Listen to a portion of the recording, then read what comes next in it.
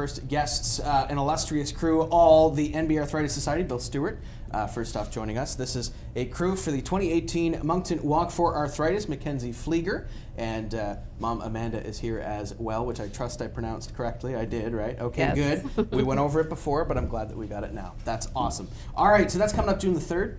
That will be at Mapleton Park. Barbecue auction prizes and the walk as well. Bill, tell us all about it. Yes, we're just hoping for some great weather. That's as they all do. Cross your fingers. Number one, cross your fingers. But the walk at Moncton's Mapleton Park starts at 9:30 for registration. 11 o'clock, the walk will start, and it's a 1 or 5K. Then we get the barbecue and prizes at noon hour. And the walk gives us a great awareness of arthritis. And the funds from the walk go to mainly to support research. Very, very important. Now, what I do understand, and this was a stat we did our research before we came on here, by the way, 1 in 6 New Brunswickers have arthritis, which is a staggering number from what we understand. So, you know, how important is this research and the funding?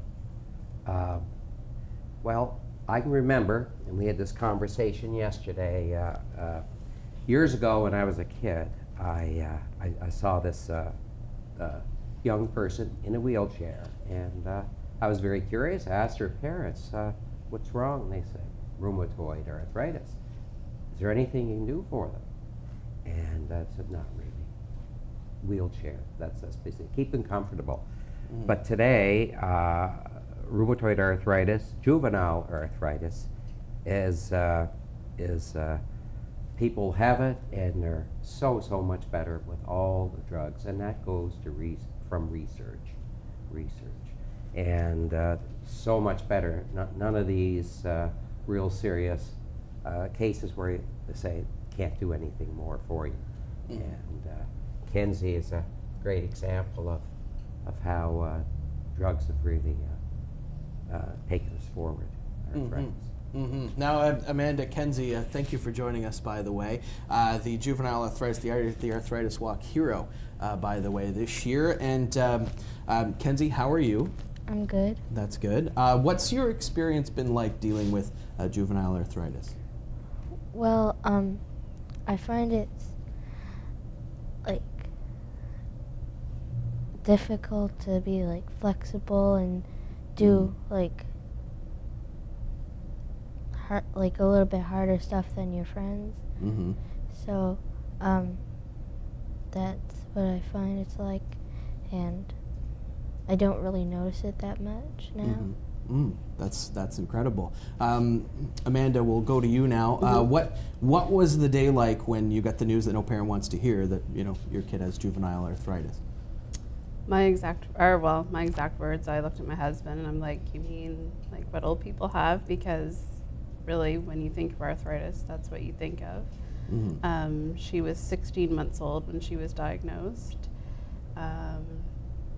It was devastating because it was an unknown entity, right? So you don't know what the future will hold. But went home, did a lot of research, a lot of reading, because we were waiting to go to the IWK to see her rheumatologist at the time. And wanted to be prepared for the worst, the okay, and the, but I mean, for her, it's hard for her to gauge. People ask her, well, does it hurt? For her, that is her pain. She can't really compare it to someone like Bill, who experienced life without pain, right? Because she's grown with it her whole entire life. So that's the difference. Even her rheumatologist will tell us, I think she's a pretty tough kid, and I will say that too, because we've seen her run down a basketball court with a limp, and we'll say, are you all right? Yeah. So the kids are very resilient anyways, but yeah, she's a tough cookie. Kenzie, how old are you?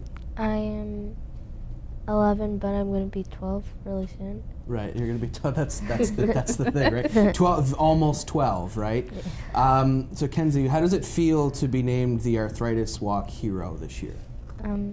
It feels kind of cool to like walk and be like here for other people, and yeah. Bill, let's come back to you. We had talked just before we went to air about how when you think arthritis, you think, as Amanda alluded to, it's an old people thing. It's not really, you know, something that the young people really feel or experience. So, you know, what has your experience been in that scenario of, hey, arthritis can hit anybody?